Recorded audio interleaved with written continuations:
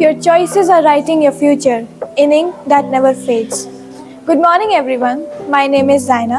I'm from grade 10th A, and I'm just like many of you, someone who's trying to navigate life, make good decisions, and learn from the not so good ones. And somewhere along the way, one thought kept coming back to me louder and clearer each time. Why do we do the wrong thing even when we know what's right? That one question sparked today's talk. Yes, the topic I'm speaking on today is, despite knowing it's wrong, we still do it. Okay, quick question. Imagine you're writing an exam and there's a question you know really well, but instead of choosing the right answer, you pick the wrong one on purpose. Sounds ridiculous, right?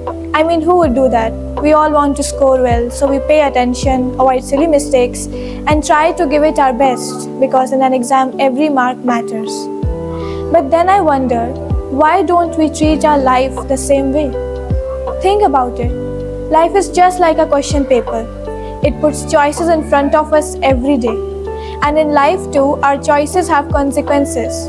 But the results don't come in the forms of grades or marks.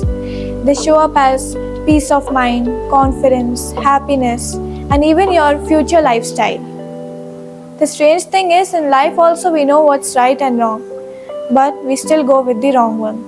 We make fun of someone even when we know it's wrong. We lie to avoid a little trouble. We give up on our plans because laziness feels easier. Why do we do this? Simple.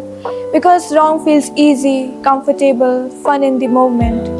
But it always comes with a price. Let me take you back to a moment in my own life. I remember once during school, I had a test the next day. I told myself I'll revise after dinner. But dinner turned into YouTube and YouTube turned into regret. You know that feeling when you suddenly question all your life choices at 11:59 p.m. Yeah, that was me. Before I knew it, it was midnight and I haven't even opened my book. The worst part? I knew I was wasting my time, I knew what the right thing was, but I still chose the wrong one. And guess what? I paid the price. In regret, in anxiety, and in moments I can't get back. But I am not alone. We all have been there.